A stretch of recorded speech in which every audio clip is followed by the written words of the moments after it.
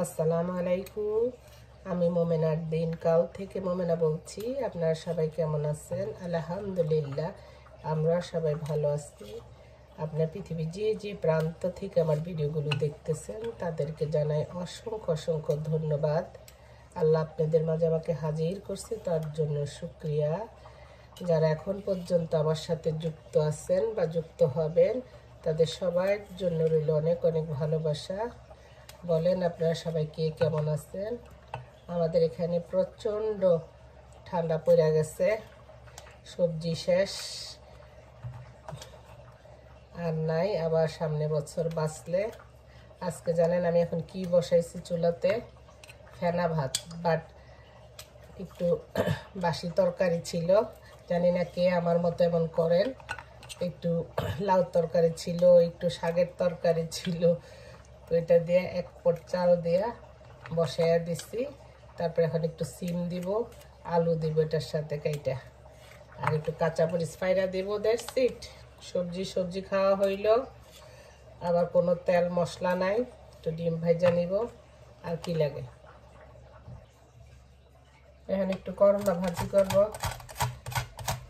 গাছের করলা, নারী ধরা করলা। কাটাকুটি করতেই তো একদিন যায়।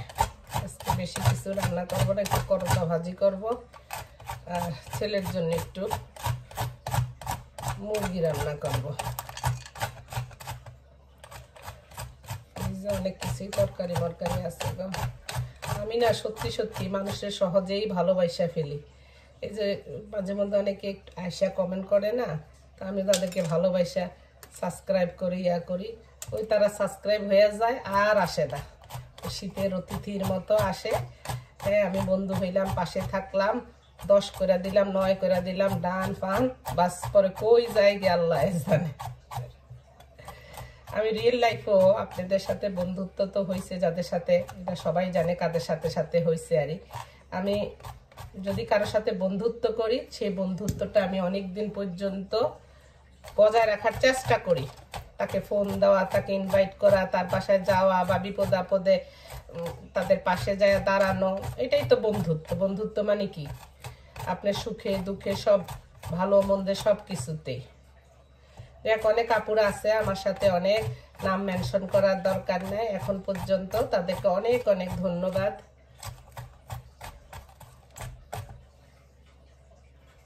এখানে আমি সব কিছু কুইটা ধুইয়া বাইছা নিলাম। এখানে মুরগি কাইটা ধুইয়া নিচ্ছি, এখানে মুরগির জন্য আলু, এখানে আবার খিচুড়ি বাগার জন্য রসুন কাইটা নিচ্ছি, এখানে পেঁয়াজ কাঁচামরিচ দিয়ে করলা লাউ সিল্কা কাইটা নিচ্ছি, এখানে আলু দিব একটু করলা ভাজিতে, সেটাও কাইটা নিচ্ছি, পেঁয়াজ কাইটা নিচ্ছি, যাই রান্না করতে।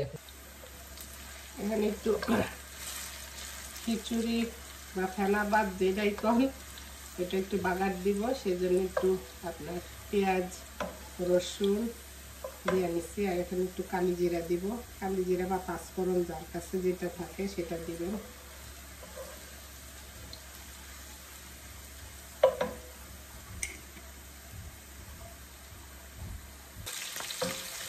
একটু চিংড়ি মাছ, লাউ সিল্কা, করলা একটু ভাজি করব, সাথে একটু আলুও দিব, একটু জিরা ফোড়নে দিয়ে দিলাম।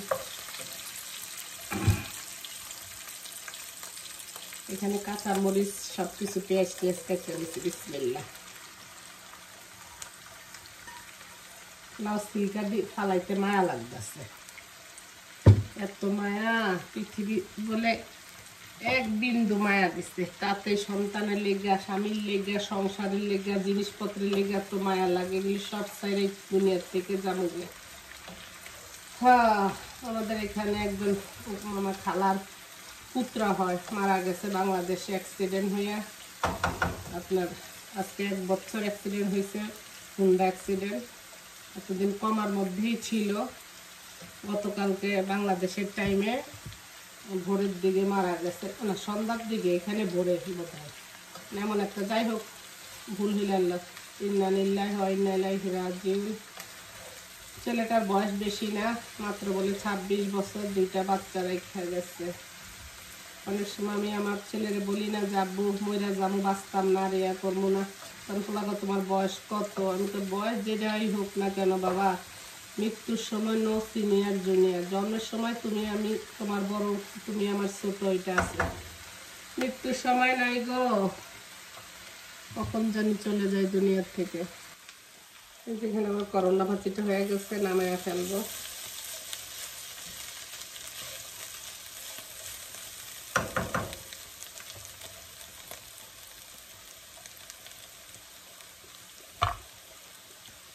ঠিক আছে সব।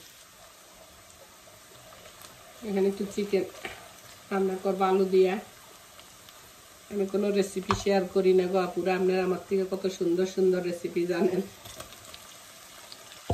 জাস্ট রান্না করতেছি দিনের জন্য, সেটাই কোনো যারা ব্যাচেলার ভাই আছেন, নতুন সংসার করতেছেন, আপুরা আছেন, তাদের জন্য যদি একটু হলে উপকার হয়।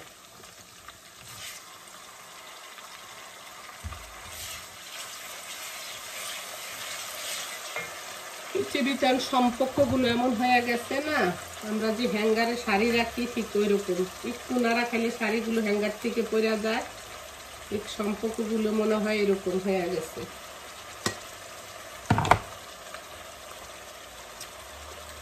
একটু ধনে জিরে গুঁড়া দিয়ে দিচ্ছি, হলুদ পাউডার,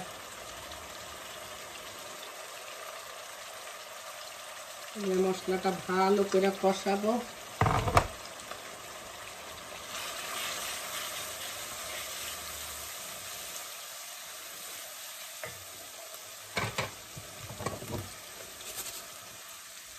মুগা কত খাইতে পারে আমার পোলামাই, এখন আমি পোলামাই এখন ভাতটা বাদ দিয়ে যেরকম ভাত মজা লাগে।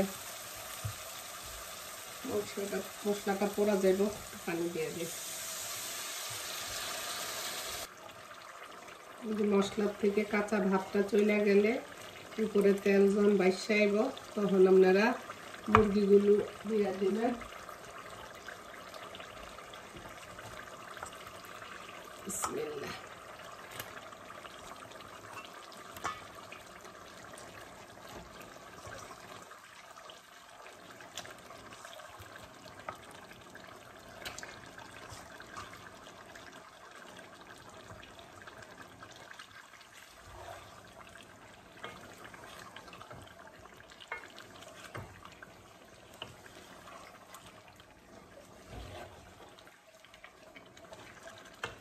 বেশি মুরগি হইতে বেশি সময় লাগে না।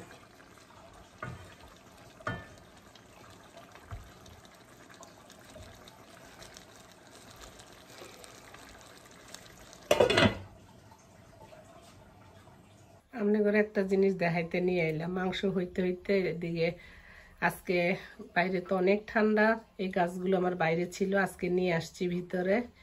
আর অন্যান্য গাছ আছে, আনবো না, জায়গা নাই তো পুরা আমার বাসাও তো বেশি। এই একটা গাছ আনছি, আর এখানে নিয়ে আসছে বেলি ফুলের গাছটা, কারণ ঠান্ডা নাইলে মরা যাইবো আবার। আর আনছি মেহেদি গাছ, চলেন দেখ।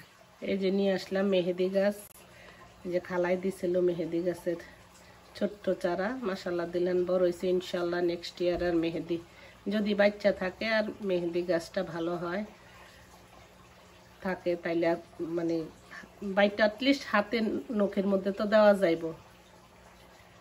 দোয়া করেন আমার গাছটা যেন বাঁচে, মেহেদি গাছটা। আচ্ছা, এবার দেখি আমার মাংসের কি অবস্থা। এখানে দেখি আমার মাংসের কি অবস্থা। আলু দিয়ে দেবো, দেশের মাংস হইতে বেশিক্ষণ লাগে না, আলুও হইতে বেশিক্ষণ লাগে না। পুরো আপনারা সবাই দোয়া করেন। আজকে আমার ছোট বোন বড় বোন উমরাতে যাইতেছে, তাদের জন্য দোয়া করেন, সবার জন্য দোয়া করেন। আল্লাহ যেন আল্লাহর ঘরে যাওয়ার জন্য আল্লাহ সবাইরে তৌফিক দান করে। যারা গেছে তাদের হজ উমরাগুলো আল্লাহ যেন কবুল করে নেয়। এরপর যেন আলুগুলো দিয়ে দেব। আমার জলে খুব উমরা করতে যাইতে চায়, রোজার মাসে। হাজার কি হয়।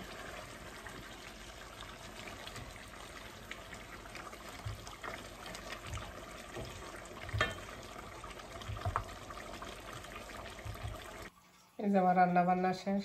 এটা হলো মুরগি মাংসের ফাইনাল লুক। আর হলো করলা ভাজি চিংড়ি মাছ দিয়া। আর এখানে আমার একটু পার্সিমল ফ্রুট ছিল, 2টা কেটে নিচ্ছি। তো ঠিক আছে, আল্লাহ ভালো রাখুক, ভালো থাকেন, সুস্থ থাকেন, নিরাপদে থাকেন। আমার কোনো কথাতে যদি ভুল ভ্রান্তি হয় ক্ষমা সুন্দর দৃষ্টিতে দেখেন। যদি আমার ভিডিওগুলো ভালো লাগে আর কিছু বলবো না। আল্লাহ হাফেজ, আসসালামু আলাইকুম।